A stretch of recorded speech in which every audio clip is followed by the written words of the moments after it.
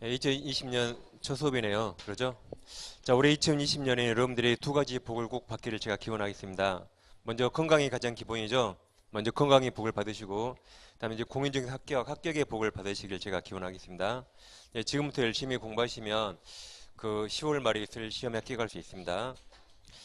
자, 여러분 여성분들이 임신해서 애를 낳죠. 보통 몇 개월 걸려요? 10개월이죠. 10개월이면 그렇게 소중한 생명을 탄생할 수 있습니다. 우리 시험이 딱 10개월 남았거든요. 지금부터 열심히 하시면 설마 애도 낳는데 이 시험 합격 못 하겠어요? 충분히 합격할 수 있습니다. 물론 중간에 어려운 일이 좀 있겠죠. 우리가 성인이다 보니까 애들처럼 공부에만 전념할 수 없어요.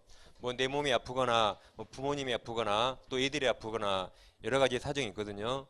근데 이 시험은 포기만 안 하면 합격합니다. 중간에 좀 그런 일이 있더라도 절대 포기하시면 안 되겠습니다. 그리고 이제 우리 이제 공부하는 교재는 그 메가스터디가 운영하는 메가랜드라고 들어오셨어요? 그 메가스터디가 이 중고등학교 수험서 짱이잖아요. 거기서 만든 메가랜드를 책이라 해서 여러분들에게 아주 적중률이 가장 좋은 책이 될 겁니다. 책을 한번 펴보세요. 제일 표지 펴보세요. 표지에 그 흰색 글씨가 무슨 글씨 같아요?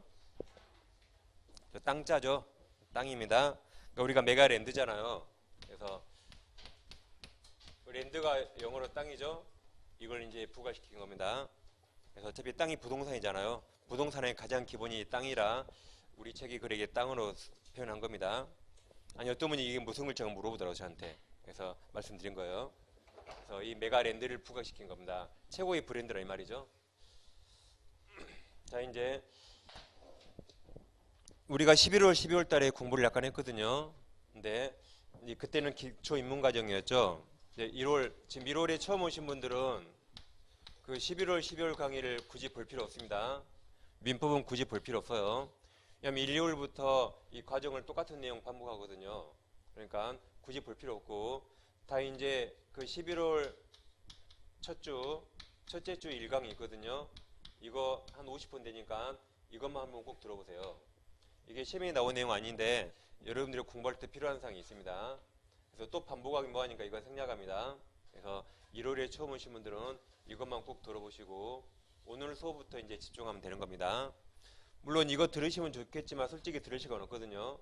근데 아마 모든 과목이 11월, 10월 했던 내용이 1, 2월에 반복되니까 굳이 볼 필요 없어요. 근데 민법은 이것만 딱 한번 꼭 들어보면 되겠습니다. 그 다음에 이제 항상 첫 출발이 중요하죠. 우리가 1, 2월 달에는 여러분들이 이력의 목표를 꼭 세우세요. 첫째, 이 결석도 습관입니다. 꼭 결석하시면 안 돼요. 결석을 꼭 하신 분이에요. 결석하면 안 됩니다. 뭐 본인이 사망하지 않는 한 결석하면 안 돼요. 그리고 이제 우리 책이 상당히 두껍잖아요. 책이 약 몇 페이지 되죠? 제일 뒤에 펴보세요. 약 한 700페이지 됩니까? 그러죠? 여기서 시험에 나올 것들은 거의 3분의 1도 안 됩니다. 나머지는 다 그냥 시험에 안 나온 것들입니다. 출판사는 책이 두꺼워야 돈을 많이 벌어요. 그러겠죠? 그러니까 책이 두꺼운 겁니다. 그 말은 우리가 그 책 다 읽을 필요 있어요? 없어요? 없다는 말이죠. 그래서 민법 시간은 특히 기본서를 꼭 가져오셔가지고 이 책을 기본서라 하거든요. 가장 기본이 된 참고서입니다. 책을 꼭 가져오셔서 제가 이제 책을 읽어드리면 책의 연필로 꼭 밑줄 하세요. 제가 읽으면 무조건 밑줄 합니다. 그 양이 너무 많으면 제가 읽기 시간이 오래 걸리잖아요. 그럼 제가 표시를 해드리거든요. 뭐 4줄 표시하세요 그러면 그 표시하셔서 가지고 이것만 이제 보는 겁니다. 그래서 제가 1, 2월 달에 시험에 나올 내용이 약 70%를 체크해드립니다. 그래서 이것만 계속 보는 겁니다. 다른 거 볼 필요 없어요. 우리는 합격해야겠죠? 합격해야 공부해야 됩니다. 시험에 안 나온 거 볼 필요 없죠? 그리고 한 10년 만에 한 번씩 나와요. 그거 볼 필요 있나요? 볼 필요 없겠죠? 우리 커트라인 60점인지 다 아시죠? 그러니까 그 한 10년 만에 한 번씩 나오는데 공부할 내용이 엄청 많거든요. 이건 저는 과감히 포기합니다. 이런 거 1년에 한 2문제 나와요. 1년에 한 2문제. 이거 보려고 이 책 다 보겠습니까? 그 2문제 버려버리는 게 낫죠? 항상 시험은 전략이에요. 우리 커트라인 60점이니까 그 전략에 맞게 공부를 잘 하셔야 됩니다. 그래서 아무튼 책의 연필로 밑줄을 잘 하시고 표시를 잘 하셔서 이것만 30번 봐도 시험에 꼭 틀리거든요. 이걸 잘 보셔야 돼요. 그 다음 이제 민법 시간에는 예습할 필요 없습니다. 정교습을 하고 싶다면 책을 가져온 게 제일 좋은 연습이에요. 책을 잘 가져오시고 그 다음 공부할 정신을 가져오시면 돼요. 어젯밤에 술이 만취했다 하고 나면 정신이 없는 거죠. 그래서 굳이 예습할 필요 없고 아무튼 책과 정신을 잘 가져오면 돼요. 대신 복습을 꼭 해야 됩니다. 민법은 복습을 꼭 3번 이상 하셔야 돼요. 몇 번 해야 돼요? 이상을 빼면 안 됩니다. 꼭 복습 3번 이상 하셔야 돼요. 여러분들이 3월달 되면 첫 모의고사 보거든요. 모의고사 보는데 공부를 열심히 한 것 같은데 이날 점수가 안 나오면 실망하거든요. 1차는 점수가 좀 어느 정도 나와야겠죠. 그래야 5월달 2차를 포기하지 않습니다. 5월달 2차를 많이 포기하거든요. 그래서 2차를 포기하지 않으려면 지금 1, 2월달에 민법을 꽉 잡아야 돼요. 그래서 민법은 반드시 다른 과목은 몰라도 민법은 아무튼 반드시 복수 3번 이상 해야 됩니다. 여러분들이 공부하시면 알겠지만 제 과목이 공부할 양이 여러분 시험 과목의 총 절반 이상 차지합니다. 그러니까 제 과목 민법을 끝내면 우리 시험 과목 절반을 끝낸 거예요. 그래 공부할 양이 많습니다.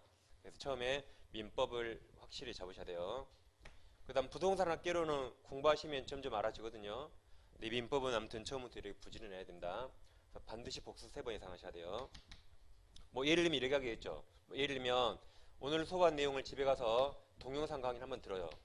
인터넷 강의 한번 들었죠. 이것도 한 번을 복습을 보시면 돼요.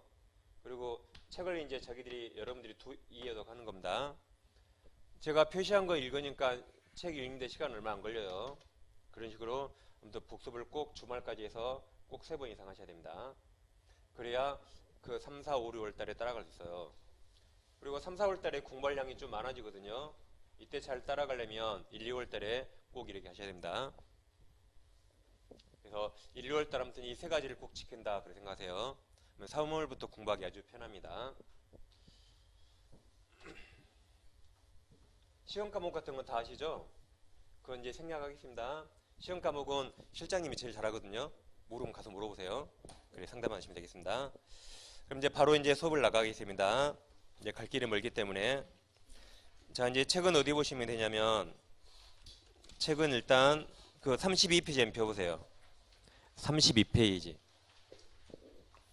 그러니까 혹시 기본서 받고 읽어보신 분 있나요? 안 읽어보셨죠? 31까지는 시험에 거의 안 나옵니다. 거의. 그러니까 제가 책을 보시라는 것만 잘 보셔야 돼요. 안 그러면 시간이 오래 걸립니다. 일단 책을 펴두시고 우리 시험 과목이 그 부동산 학개론을 제외하고 다 법과목이라 제가 법에 관한 일반상을 좀 설명드리겠습니다. 이건 시험에 안 나오지만 이건 꼭 아셔야 돼요. 우리가 이제 세상을 살아가죠. 우리가 세상을 살아가는 생활관계는 크게 인간관계와 법률관계 두 개로 나눌 수 있습니다. 먼저 인간관계에서는 우리가 공부하는 법의 구속력 또는 강제력 그러죠. 법의 구속력이나 강제력이 적용되지 않는 영역이죠.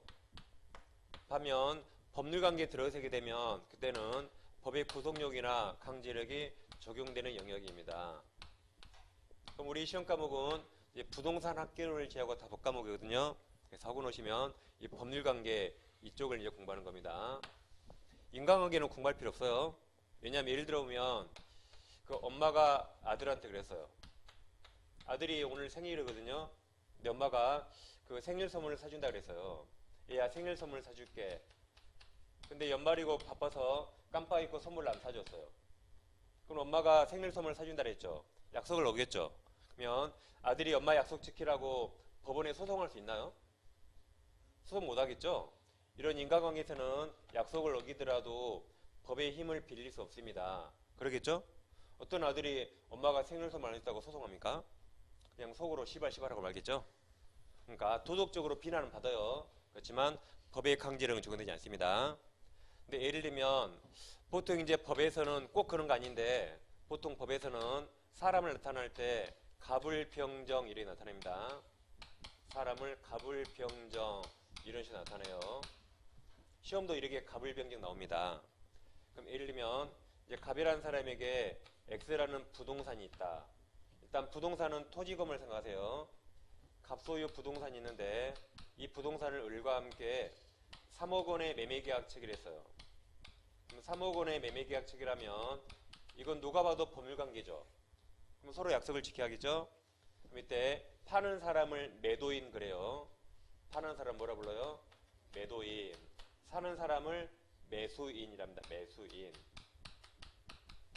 그러니까 법에서는 매도차, 매수차 그 말을 하지 않습니다. 부동산 학개론 시간에는 매도자, 매수자 나올 수 있거든요. 근데 법에서는 사람을 매도인, 매수인 그래요. 왜냐하면 좀 이따 아시겠지만 법에서 사람은 우리처럼 숨 쉬는 사람을 자연인 그러거든요. 우리처럼 숨 쉬는 사람도 있지만 무생물치도 있죠. 법인도 있잖아요. 법인도 부동산 소유할 수 있죠. 그러니까 법에서는 사람을 매도인, 매수인이라 표현합니다. 그럼 이제 갑과 을이 X부동산 매매계약 체결했죠. 그럼 매도인 갑은 매수인 을에게 뭘 해줘야 될까요? 이제 부동산 소유권을 을에게 넘겨줘야겠죠. 그럼 반면 을은 매수인은 매도인에게 뭘 해줘야 돼요? 매매대금 3억을 줘야겠죠. 이렇게 매도인 갑은 소유권 넘길 의무가 있고 매수인 을은 돈 줄 의무가 있거든요. 둘 중에 한 명이 약속을 안 지킵니다. 그럼 약속을 안 지키면 이건 누가 봐도 법률관계죠. 그럼 일방이 약속을 안 지키면 상대방은 법의 힘을 빌려서 그걸 관철시킬 수 있어요. 이처럼 법률관계에서는 법의 구속력이 적용되는 영역입니다. 그래서 항상 이제 우리 학원에 오시면 이 법률관계 이걸 생각하셔야 돼요. 이처럼 우리는 부동산 학개론을 제하고 법을 공부합니다. 그럼 이제 법은 크게 이렇게 나눌 수 있습니다. 법은 공법과 사법 이렇게 분류하는 방법이 있거든요. 공법과 사법이 있습니다. 먼저 공법이란 우리 국가가 있죠. 또는 우리나라는 지금 지방자치제를 운영하죠. 그래서 국가 또는 지방자치단체, 한마디로 국가기관이죠. 국가기관과 우리 시민들, 우리 국민들 관계를 나타냅니다. 그래서 공법은 국가기관과 우리 시민 간의 상하관계예요. 지시하고 복종하는 거죠. 이렇게 수직관계를 나타내는 게 공법입니다. 뭐 예를 들면 나쁜 짓 하지 마 그러잖아요. 하면 처벌되죠. 그러죠? 또 예를 들면 여기 내 땅이 있거든요.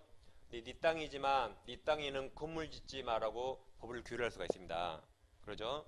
또 무슨 세금을 잘 내야겠죠. 뭐 교통주성 잘 지켜라고 이렇게 국가기관이 우리 시민들에게 지시하고 복종하는 관계, 이런 관계를 규율한 게 공법이 됩니다. 반면 사법이란 우리 사인과 사인 간의 관계입니다. 이게 이제 사인이죠. 사인과 우리 사인, 즉 사인이 우리 개인이죠. 우리 개인과 개인 간의 이 평등관계죠. 이 평등관계를 규율한 게 사법이 됩니다. 방금 여기처럼 이제 갑이란 사인과 을이란 사인이 부동산 매매계약 체결했죠. 또는 뭐 갑남과 을녀가 혼인한다 이처럼 그 개인과 개인 간의 평등관계, 이 관계를 규율한 게 사법입니다. 그러니까 대통령도 업무하지 않을 때는 이 사인이기 때문에 사법 영역에 속하는 겁니다. 그럼 여기서 이제 사법이 있는데 이 사법의 가장 기본이 민법이거든요. 사법의 가장 기본이 민법입니다. 그러니까 민법을 모르면 우리나라 어떤 법을 공부할 수 없어요. 그리고 민법은 공법에도 적용됩니다. 그래서 민법은 공법과 우리나라 모든 사법의 가장 기본입니다. 그만큼 양이 많고 공부할 게 많습니다. 그래서 좀 어렵다는 자격증 시험은 민법이 다 들어가요. 뭐 옛날에 사법고시 있었죠. 지금 변호사 시험 바뀌었죠. 우선 이제 고등고시, 행정고시라든가 또는 자격증 시험, 뭐 법무사, 변리사, 우리 공인중개사, 공인주택관리사라죠. 등등 감정평가사 등등 좀 어려운 시험은 민법이 다 들어갑니다. 우리 시험도 민법이 들어가요. 그럼 민법이 있는 시험 있잖아요. 예전에 예를 들면 없어졌지만 예전에 사법고시가 총 시험 과목이 7과목이거든요. 7과목인데 여기서 민법을 끝내면 나머지 6과목 양이 똑같아요. 공부할 양이. 그만큼 민법을 끝내면 사법고시도 공부할 양이 절반을 끝냈다 그랬어요. 우리 시험도 마찬가지입니다. 민법이 있는 모든 시험은 민법을 끝내잖아요. 그럼 시험 과목이 절반을 끝낸 양입니다. 그만큼 가장 중요하고 가장 기본입니다. 그래서 1, 2월 때 여러분들이 민법을 가장 열심히 하셔야 돼요. 2차 과목은 아니말로 5월부터 해도 되거든요. 그래서